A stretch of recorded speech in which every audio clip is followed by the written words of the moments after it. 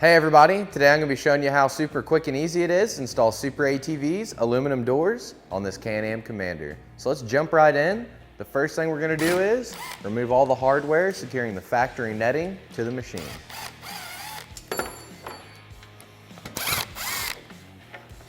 Make sure you get all three up here and then the bottom two down here.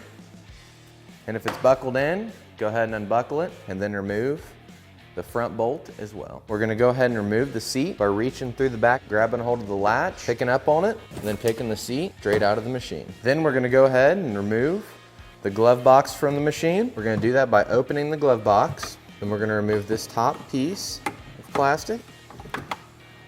We'll just pull right out just like that. And then we're going to remove this bolt right here, as well as the one directly back if you follow the grab bar.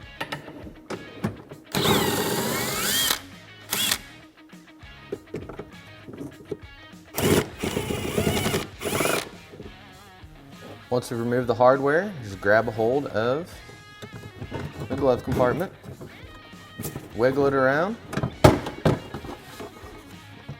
it should just slide right out, just like that. Then we're going to reach up inside of here and remove the two bolts securing the grab bar to the frame of the machine. At this time, you'd want to go ahead and remove your sidebar. Ours was already removed, so we're just going to go ahead and remove the hardware.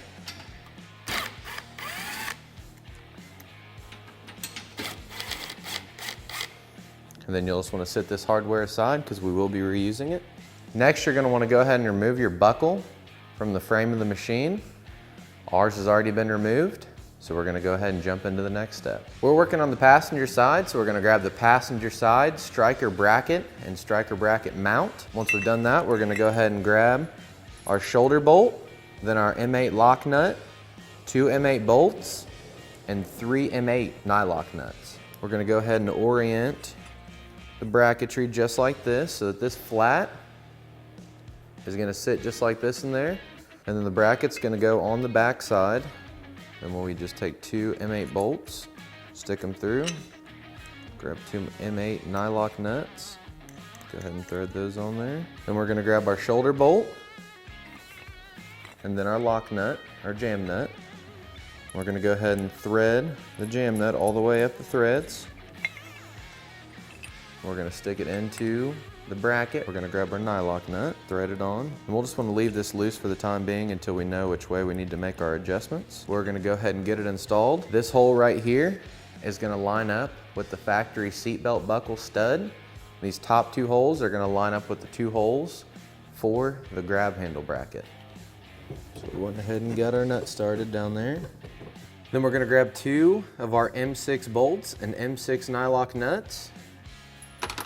And we're going to put them through the handlebar bracket on the frame and then through our bracket that we just installed. And we'll want to go ahead and get our nuts started. Then we're going to go ahead and fully tighten our top hardware here.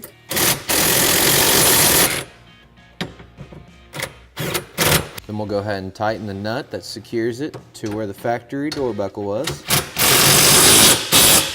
And then you want your striker bracket to be sitting right here on top of the plastic like that.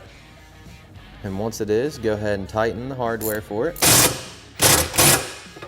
Before you can get the door installed, you want to make sure that you remove the 2 bolts that are in the bottom of the seatbelt assembly. Then once the bolts are removed, we'll grab our door. We're going to slide it on to where the factory sidebar was.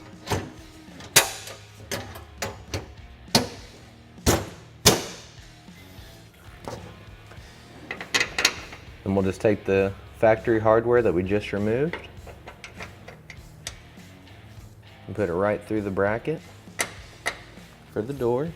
Then we're going to take the factory hardware that would have came out of your sidebar here and go ahead and reinstall it.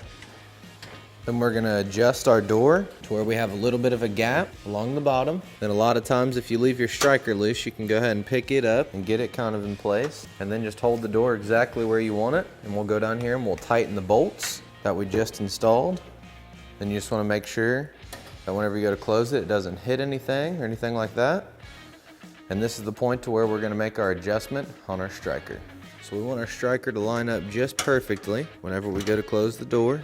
So once we have it where we want it, we're just gonna get an Allen wrench, hold the shoulder bolt in place, just go ahead and use our jam nut and lock it down. We're just gonna make sure it closes good.